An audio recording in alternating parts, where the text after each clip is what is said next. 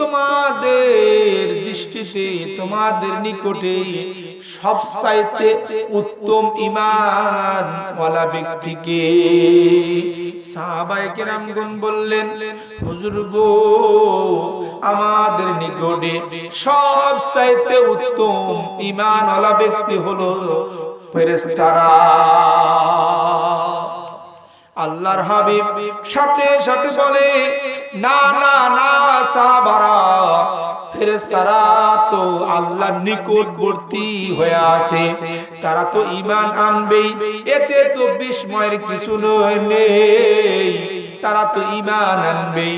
সাহাবায়ে কেরামগণ বললেন, হুজুর গো, তাহলে নবী রাসূলগণ হলেন আমাদের দৃষ্টিতে সবচাইতে ঈমানদার।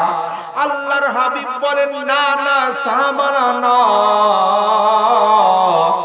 কারণ নবী রাসূলদের উপরে আল্লাহ রাব্বুল আলামিন ওহী পাঠান, কিতাব নাজিল করেন, সহিহ বিধান, তারা তো ঈমান ওয়ালা হবে, এতে তো বিস্ময়ের কিছু নেই।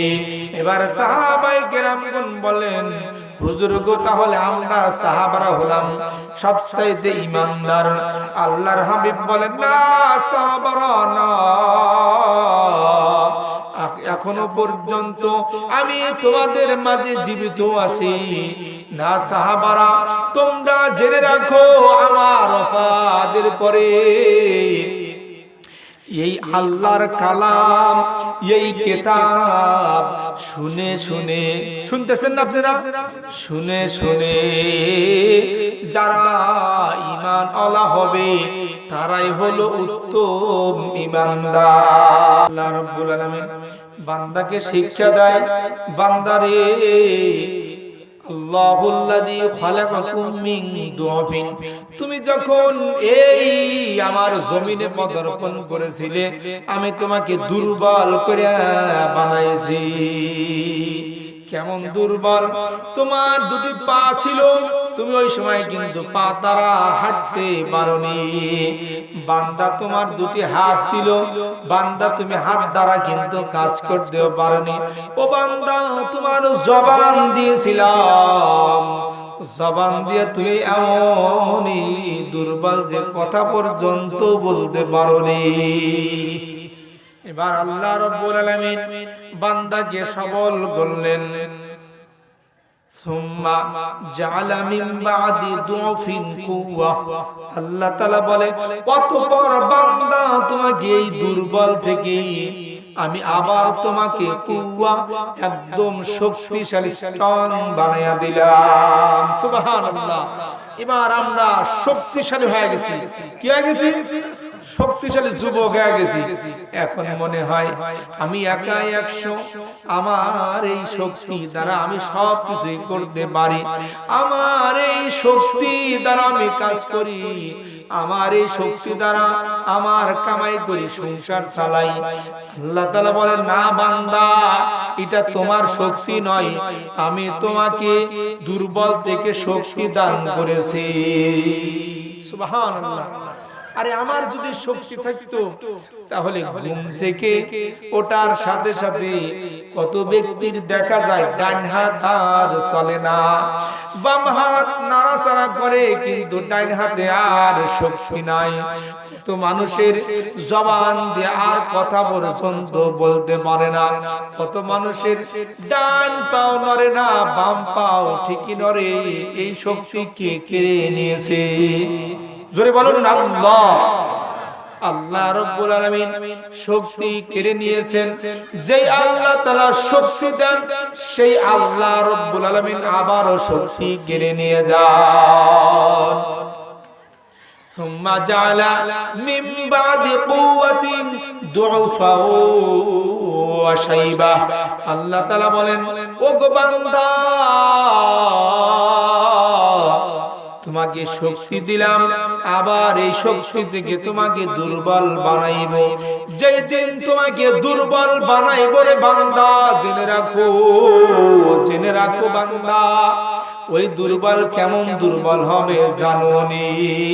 তুমি বয়োবৃদ্ধ হয়ে যাবে।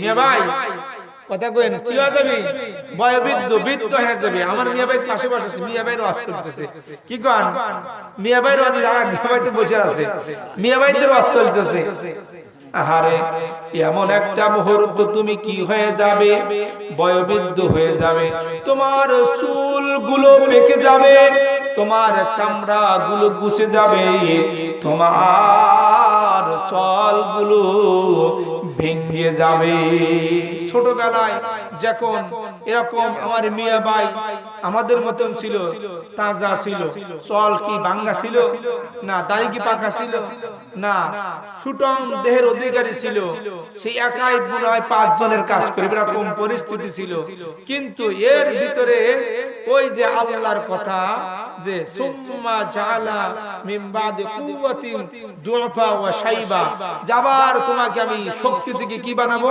দুর্বল বানাবো এই দুর্বল আল্লাহ তাআলা বানিয়ে দিয়েছেন এই দুর্বল আর হাজার চেষ্টা করলেও আর শক্তিশালী হতে পারবে না এরকম ঠিক কিনা আর কি শক্তিশালী হতে যাবে হাজার চেষ্টা করলেও আর শক্তিশালী হওয়া যাবে না লা ইলাহা জোরে বলুন লা ইলাহা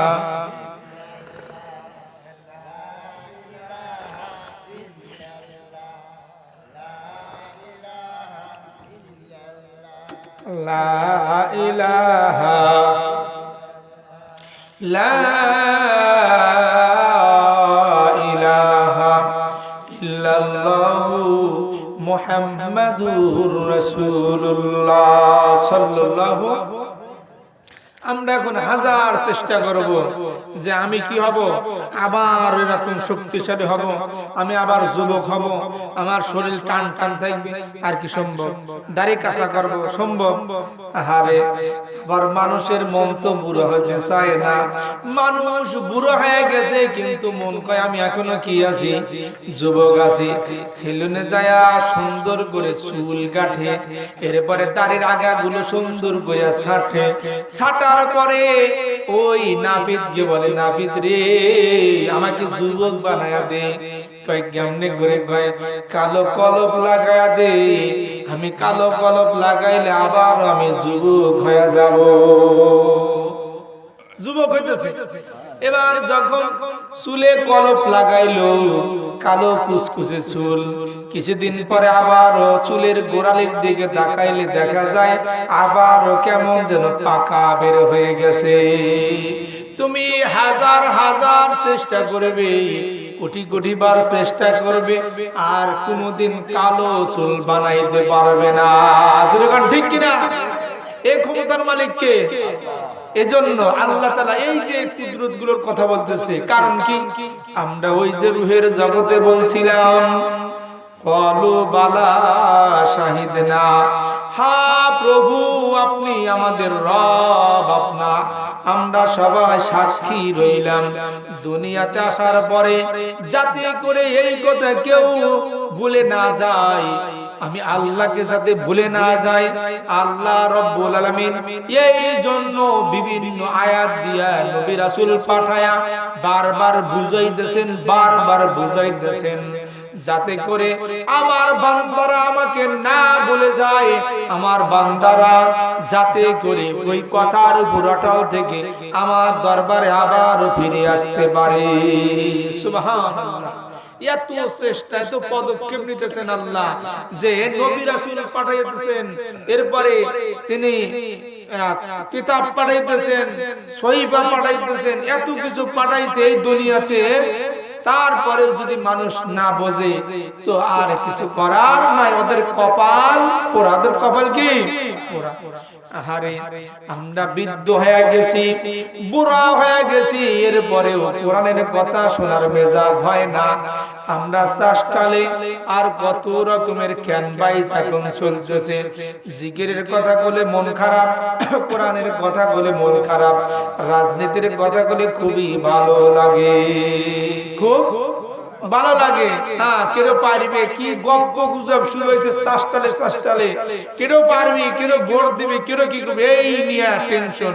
অথচ এখান থেকে উঠে বাড়িতে যা যদি মারা যায় তো ওই কথা কার আর কবরে শুনবে না, শুনবে কি কোরআনের কথা, কোন ঠিক কিনা? সেইটাকে আমরা পিছনে ফেলাছি। আল্লাহ তাআলা বারবার বান্দাকে জানাইলেন, বারবার বান্দাকে বুঝাইতেছেন, যারা আল্লাহর কথা মেনে চলবে তারা সফলকামী হয়ে যাবে। আল্লাহ রাব্বুল আলামিন বলতেছেন, হুয়াল্লাযী ইউনাজ্জিলু আলা আবদিহি আয়াতিন বায়িনাতিন লিইখরিজাকুম মিনাজ যুলুমাতি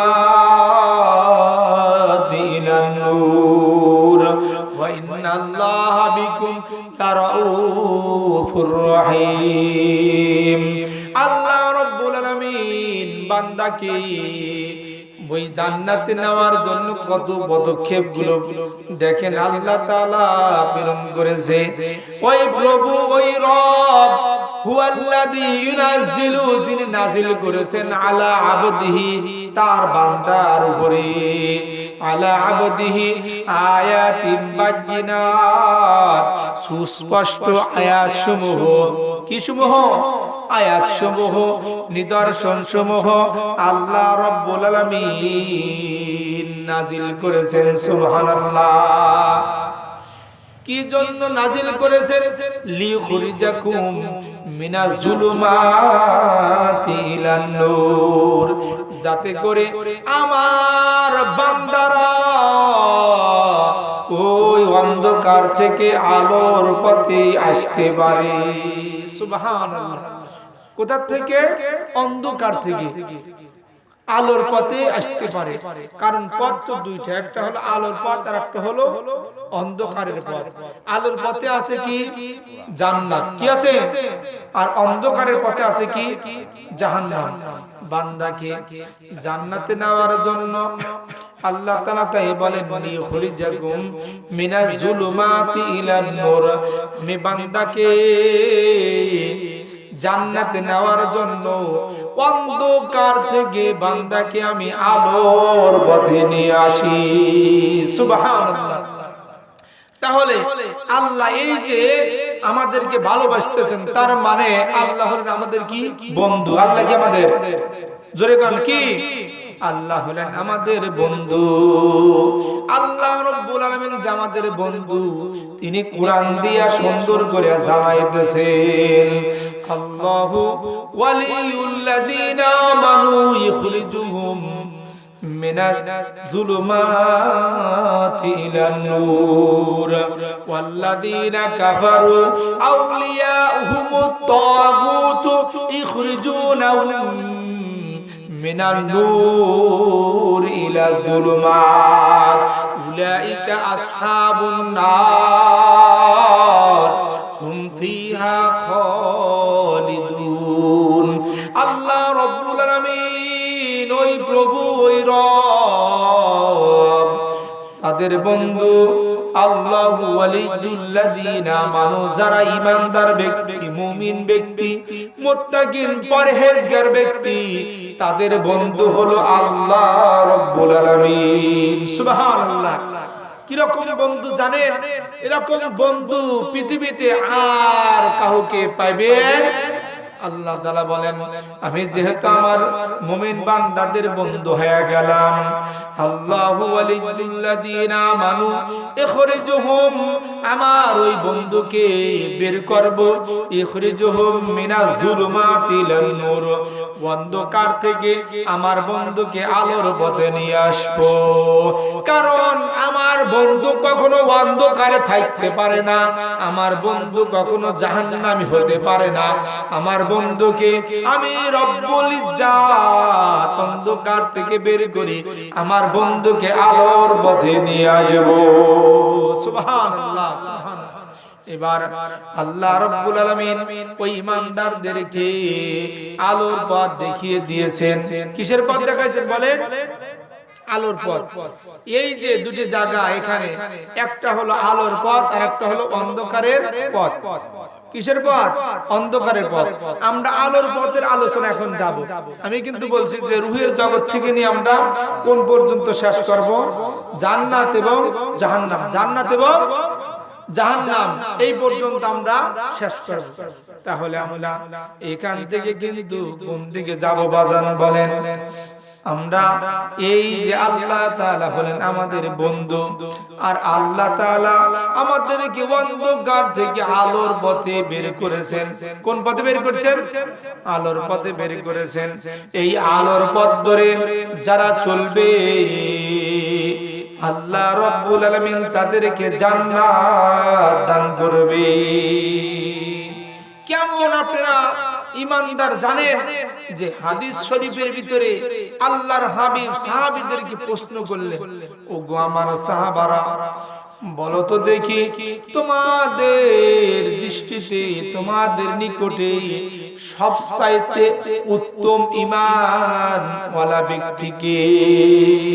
সাহাবায়ে কেরামগণ বললেন, হুজুর গো, আমাদের নিকটে সবচাইতে উত্তম ঈমান ওয়ালা ব্যক্তি হলো ফেরেশতারা।